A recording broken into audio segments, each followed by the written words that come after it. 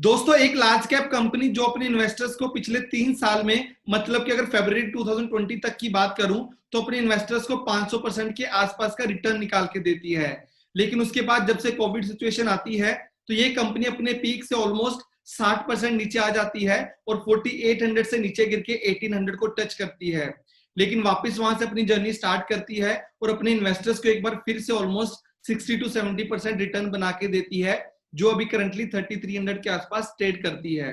दोस्तों, मैं बात कर रहा हूं एनबीएफसी सेक्टर की एक ऐसी कंपनी जिसपे बहुत से इन्वेस्टर बहुत बड़े तरीके से ट्रस्ट करते हैं अपनी इन्वेस्टमेंट्स को लेके, और इस कंपनी का नाम है बजाज फाइनेंस लिमिटेड। आज हम इस वीडियो में बात करने वाले हैं बजाज फाइनेंस लिमिटेड के फंडामेंटल एनालिसिस के बारे में, बात करेंगे इसके रिसेंट के क्वार्टरली रिजल्ट के बारे में, और इसके अलावा आपको बताएंगे कि बजाज फिनसर्व और बजाज फाइनेंस में क्या डिफरेंस है। और वीडियो के एंड में मैं आपको बताना चाहूंगा कि क्या आपको बजाज फाइनेंस में इन्वेस्टमेंट करनी चाहिए या नहीं इन्वेस्टमेंट करनी चाहिए। मैं जगदीप सिंह आपका स्वागत करता हूं ग्रो यूट्यूब चैनल में। दोस्तों, वीडियो स्टार्ट करने से पहले अगर आपने अभी तक ग्रो के चैनल को सब्सक्राइब नहीं किया तो सबसे पहले ग्रो के चैनल को सब्सक्राइब करें, क्योंकि इस चैनल पे हम हर वीक 3 से 4 वीडियोस एजुकेशनल पर्पस के ऊपर डालते हैं, जो आपको एक अच्छा इन्वेस्टर बनने में काफी ज्यादा हेल्प कर सकता है।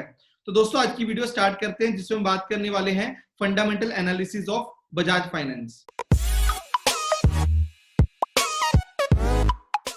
दोस्तों, चलिए सबसे पहले बात करते हैं कि बजाज फिनसर्व और बजाज फाइनेंस में डिफरेंस क्या है। क्योंकि आपने बहुत बार देखा होगा कि जब भी बजाज फाइनेंस का शेयर ऊपर जाता है तो बजाज फिनसर्व का शेयर भी बहुत ऊपर जाता है, और लोग बहुत बार कंफ्यूज होते हैं कि दोनों में डिफरेंस क्या है। तो चलिए वीडियो की स्टार्टिंग में सबसे पहले मैं आपको समझाने का ट्राई करता हूं कि बजाज कंपनीज का ओवरऑल स्ट्रक्चर कैसे काम करता है, कौन सी कंपनी में कितने परसेंट कौन सी कंपनी का स्टेक है।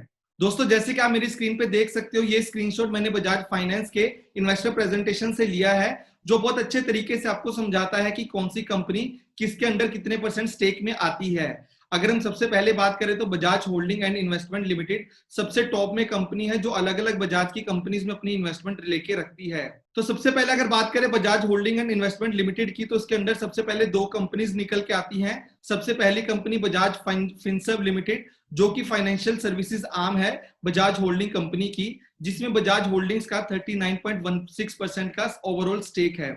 इसके बाद जो दूसरी कंपनी जिसमें बजाज होल्डिंग का स्टेक है वो है बजाज ऑटो लिमिटेड, जहां पे इन कंपनी का 33.43% का ओवरऑल स्टेक निकल के आता है। इसके बाद अगर हम बजाज फिनसर्व की बात करें तो बजाज फिनसर्व के आगे इसके अंदर और काफी कंपनीज निकल के आती हैं, जैसे कि सबसे पहली कंपनी बजाज फाइनेंस लिमिटेड, जिसमें बजाज फिनसर्व का ओवरऑल 52.82% का स्टेक है। अगर हम बजाज फाइनेंस के अंदर और कंपनीज की बात करें तो इसके अंदर 2 और कंपनीज हैं, Bajaj housing finance limited, Bajaj financial services limited, जिसके अंदर बजाज फाइनेंस का ओवरऑल 100% का स्टेक निकल के आता है। तो जब भी आप बजाज फाइनेंस की कंसोलिडेटेड रिपोर्ट्स देखते हो, उनके एनुअल रिजल्ट्स की या क्वार्टरली रिजल्ट की, तो उसके अंदर बजाज हाउसिंग फाइनेंस और बजाज फाइनेंशियल सिक्योरिटीज लिमिटेड का भी रिजल्ट बीच में ऐड होके आता है। बजाज फाइनेंस के अलावा जो कंपनीज निकल के आती है बजाज फिनसर्व के अंदर, उनके नाम है Bajaj aliens life insurance company, Bajaj aliens general insurance company. तो ये 2 कंपनीज भी बजाज फिनसर्व के अंदर आती हैं, जिनके अंदर बजाज फिनसर्व का 74% के आसपास का स्टेक है। तो दोस्तों, यहाँ पे अगर आप बजाज फिनसर्व के अंदर इन्वेस्टमेंट करते हैं तो जो ओवरऑल रिटर्न आपको मिलेगी, अगर कंपनी की प्रॉफिटेबिलिटी को आप देखेंगे तो यहाँ पे जो लाइफ इंश्योरेंस कंपनी है और इसके अलावा जनरल इंश्योरेंस कंपनी है, उनका रिजल्ट भी बहुत ज्यादा मैटर करेगा। लेकिन वहीं पे अगर आप बजाज फाइनेंस में इन्वेस्टमेंट करते हैं तो एक डिफरेंटली लिस्टेड कंपनी है, जहां पे उसके पर्टिकुलर रिजल्ट्स का बहुत ज्यादा इंपैक्ट उस पर्टिकुलर कंपनी के ऊपर पड़ता है।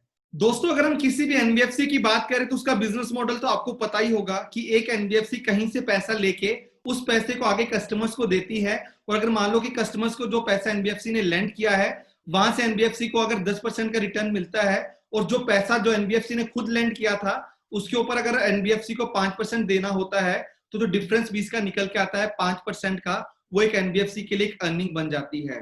तो किसी भी एनबीएफसी के लिए बहुत इंपॉर्टेंट है कि उसका एसेट अंडर मैनेजमेंट कितना है।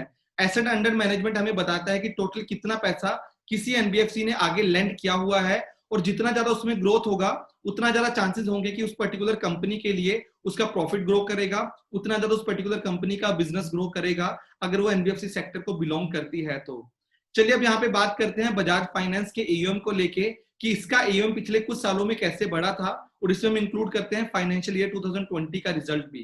तो दोस्तों जैसे कि आप मेरी स्क्रीन में देख सकते हैं कि ये आपको बताता है कि बजाज फाइनेंस का एयूएम कैसे ग्रो किया है from financial year 2016 to financial year 2020। अगर मैं ओवरऑल आपको बताऊं तो इसकी ग्रोथ का जो सीएजीआर रहा है वो 35% का रहा है। तो 35% एक बहुत ही बड़ा नंबर निकल के आता है अगर हम एयू परसेंटेज में ग्रोथ की बात करते हैं। तो अगर मैं फाइनेंशियल ईयर 2016 की बात करूं तो बजाज फाइनेंस का जो ईएम था वो 44,000 करोड़ के आसपास का था, जो फाइनेंशियल ईयर 2018 में ऑलमोस्ट डबल हो गया 82,422 करोड़। अगर मैं इसकी आज की बात करूं तो फाइनेंशियल ईयर 2020 में ये एयूएम बढ़ के हो जाता है 1,47,000 करोड़।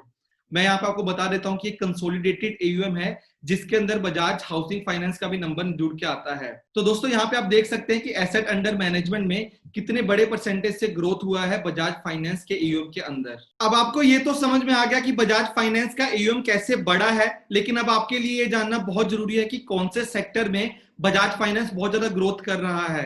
क्योंकि एक एनबीएफसी किसी भी सेक्टर में अपना पैसा लेंड कर सकती है, लेकिन उसको अपने प्रायोरिटीज के हिसाब से और अपने बिजनेस ऑब्जेक्टिव के हिसाब से अलग अलग सेक्टर को टारगेट करना होता है। चलिए अब डिटेल में बात करते हैं कि जो कंसोलिडेटेड एयूएम है बजाज फाइनेंस का वो कौन कौन से सेक्टर में कितना डिस्ट्रीब्यूटेड है, और वहां से हमें आइडिया लगेगा कि इनका फोकस एरिया आने वाले दिनों में कौन सा सेक्टर बनने वाला है। दोस्तों सबसे पहले अगर हम बात करें तो ओवरऑल एयूएम का जो सबसे बड़ा पोर्शन बजाज फाइनेंस ने दिया हुआ है वो मॉर्गेजेस के फॉर्म में दिया हुआ है, और मॉर्गेजेस में आपको पता है कि काफी सेफ होता है पैसा लेंड करना। तो यहाँ पे अगर मैं फाइनेंशियल ईयर 2020 की बात करूं तो जो टोटल एयूएम इनका मॉर्गेजेस के अंदर गया हुआ है उसका अमाउंट निकल के आता है 46,166 करोड़।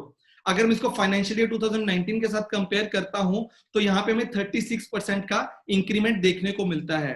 इसके बाद हम बात करते हैं कंज्यूमर बी2सी बिजनेस की, जहां पे बजाज फाइनेंस का बहुत बड़ा पोर्शन गया है एयूएम के अंदर से, जो अमाउंट है 31,256 करोड़ का। उसको अगर हम कंपेयर करते हैं फाइनेंशियल ईयर 2019 के साथ तो तब ये नंबर हुआ करता था 23,000 करोड़।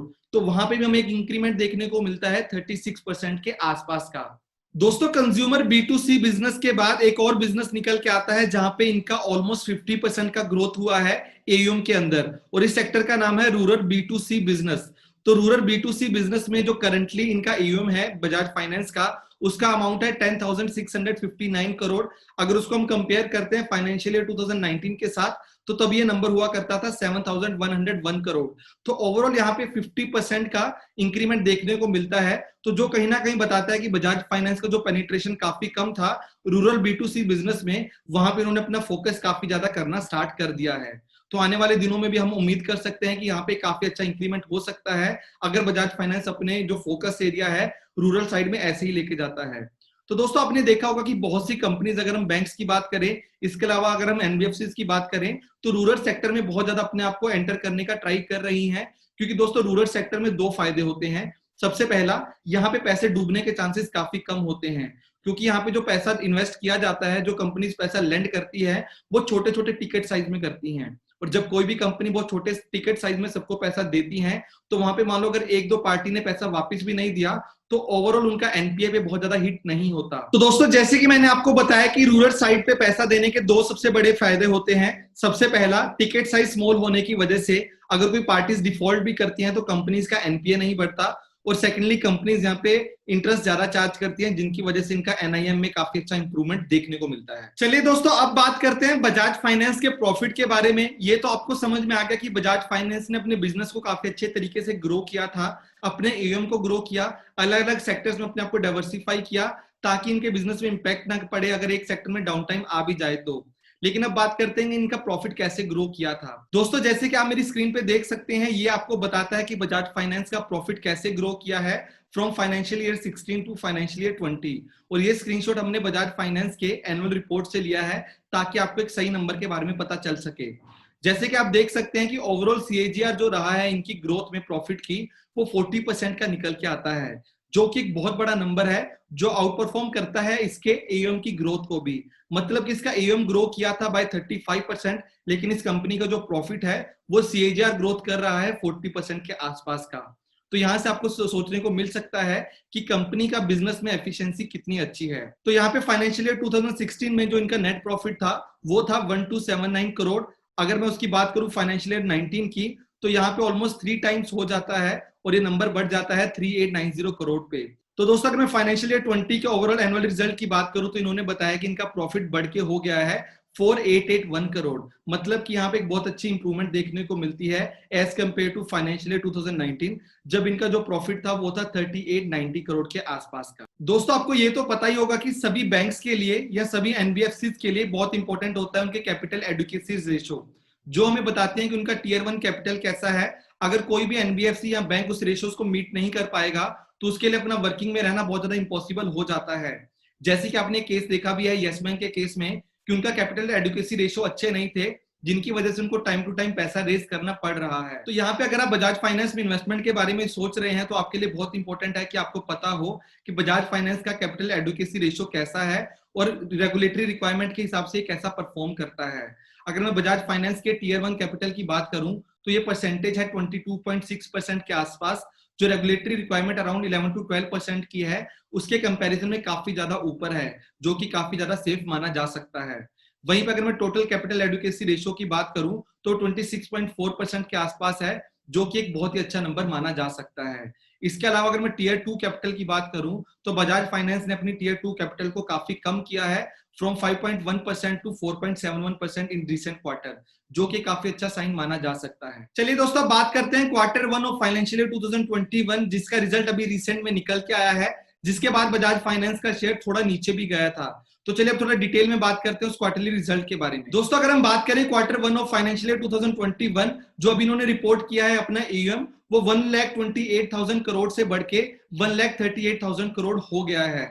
तो उसके एयूएम के अंदर हमें 7% की ग्रोथ देखने को मिलती है। इसके बाद अगर हम बात करें इनकी टोटल इनकम की तो बजाज फाइनेंस की टोटल इनकम 5,800 करोड़ से बढ़ के 6,650 करोड़ हो गई है, जहां पे हमें 14% का इंक्रीमेंट देखने को मिलता है। प्रॉफिट आफ्टर टैक्स की अगर मैं बात करूं तो profit after tax Bajaj finance ने रिपोर्ट किया है 962 करोड़ का। अगर हम इसको कंपेयर करते हैं क्वार्टर 1 ऑफ फाइनेंशियल तो तब इन्होंने अपना प्रॉफिट आफ्टर टैक्स रिपोर्ट किया था 1195 करोड़ के आसपास का। तो यहाँ पे हमें एक डिक्रीज देखने को मिलता है 19% के आसपास का, मतलब कि इनका नेट प्रॉफिट काफी नीचे गया है। तो दोस्तों यहाँ पे आप सोच रहे होंगे कि बजाज फाइनेंस का ओवरऑल एसेट अंडर मैनेजमेंट बढ़ गया, बजाज फाइनेंस का टोटल इनकम बढ़ गया, लेकिन बजाज फाइनेंस का प्रॉफिट कम कैसे हो गया। तो आपको पता भी होगा कि किसी भी एनबीएफसी के लिए प्रोविजनिंग करना बहुत इंपॉर्टेंट होता है। तो प्रोविजनिंग बताता है कि अगर किसी भी एनबीएफसी को लगता है कि उसका पैसा किसी पार्टी से वापस नहीं आएगा तो उसको वो एज अ लॉस बुक कर लेती है, ताकि आगे जाके उनकी बैलेंस शीट खराब ना हो। तो वहीं पर अगर मैं बजाज फाइनेंस की बात करूं तो जो इनका प्रोविजनिंग था स्टेज 1 और स्टेज 2 का, वो ऑलमोस्ट 1000% से बड़ा है। अगर मैं क्वार्टर 1 ऑफ फाइनेंशियल ईयर 2020 की बात करूं तो इन्होंने जो प्रोविजनिंग किया था इस पर्टिकुलर स्टेजेस के अंदर वो 130 करोड़ का था, जो अभी बढ़ के 1430 करोड़ के आसपास का हो गया है, जिसकी वजह से इनका ओवरऑल जो नेट प्रॉफिट है वो काफी ज्यादा नीचे आया है। दोस्तों वीडियो के एंड में मैं आपको एक बहुत ही इंपॉर्टेंट चीज बताने वाला हूं, जो आने वाले दिनों में बहुत ज्यादा इंपॉर्टेंट होगी अगर आप किसी भी बैंक या किसी भी एनबीएफसी की परफॉर्मेंस को देख रहे हैं। तो आपको पता होगा कि रिसेंटली कुछ टाइम पहले से गवर्नमेंट ने मॉरिटोरियम लगा दिया था कि अगर आपने किसी से भी पैसा लेंड किया हुआ है तो आपको ईएमआई देने की जरूरत नहीं है, जिसका बहुत बड़ा इंपैक्ट एनबीएफसी और बैंक्स के ऊपर पड़ा था। तो यहाँ पे बहुत इंपॉर्टेंट है कि किसी भी एनबीएफसी या बैंक जिसको आप इवेल्युएट कर रहे हो उसका कितना परसेंट ऑफ एयूएम अभी मॉरिटोरियम के अंदर है, क्योंकि मॉरिटोरियम के अंडर होने का मतलब है कि उनको सही टाइम पे पता नहीं चलेगा कि कितना उनका एनपीए बन गया है। तो दोस्तों यहाँ पे अगर मैं बात करता हूँ बजाज फाइनेंस के एसेट अंडर मॉरिटोरियम की, तो एज ऑन 30 अप्रैल 2020 में इनका टोटल एयूएम का 27.1% अंडर मॉरिटोरियम था। लेकिन अगर मैं रिसेंट के क्वार्टर की बात करूं 30 जून 2020 की, तो इनका जो एसेट अंडर मॉरिटोरियम है वो 27.1% से कम होके 15.7% हो गए हैं, जो कि उसके कंपैरिजन में काफी नीचे आया है। लेकिन अगर मैं बैंक्स के साथ कंपेयर करूं तो ये नंबर अभी भी थोड़ा ज्यादा है। तो आने वाले दिनों में अगर मॉरिटोरियम एक्सटेंड होता है तो उसका काफी इंपैक्ट हो सकता है बजाज फाइनेंस के ऊपर, लेकिन वो तो आने वाला टाइम ही बताएगा कि मॉरिटोरियम एक्सटेंड होता है या एक्सटेंड नहीं होता। अगर दोस्तों हम बजाज फाइनेंस के नेट एनपीए की बात करें तो बजाज फाइनेंस का नेट एनपीए 0.5% के आसपास है, जो कि बहुत ही अच्छा नंबर है as compared to different banks, as compared to different NBFCs. अगर मैं आपको एक छोटा सा फैक्ट बताऊं कि किसी भी एनबीएफसी का नंबर इस पर्टिकुलर नंबर के आसपास भी नहीं है। तो दोस्तों मैं उम्मीद करता हूं कि आपको वीडियो अच्छी लगी होगी। अगर आपकी वीडियो अच्छी लगी तो इस वीडियो को लाइक करें, कमेंट करके बताएं कि आपको क्या लगता है कि आपको बजाज फाइनेंस में इन्वेस्टमेंट करनी चाहिए या नहीं इन्वेस्टमेंट करनी चाहिए, क्योंकि ये डिसीजन मैं आपके ऊपर छोड़ता हूं। मैं आपको फैक्ट बता सकता हूं, लेकिन फैक्ट बताने के बाद आपको खुद एक एनालिसिस करके डिसाइड करना चाहिए कि आपको इन्वेस्टमेंट करना है या नहीं इन्वेस्टमेंट करना। तो दोस्तों, अगर आपने अभी तक ग्रो के चैनल को सब्सक्राइब नहीं किया तो जल्दी से ग्रो के चैनल को सब्सक्राइब करें, क्योंकि इस चैनल के ऊपर हम हर वीक 3 से 4 वीडियोस एजुकेशनल पर्पस के ऊपर डालते हैं, जो आपको एक काफी अच्छा और इंटेलिजेंट इन्वेस्टर बनने में काफी ज्यादा हेल्प कर सकता है। Happy investing.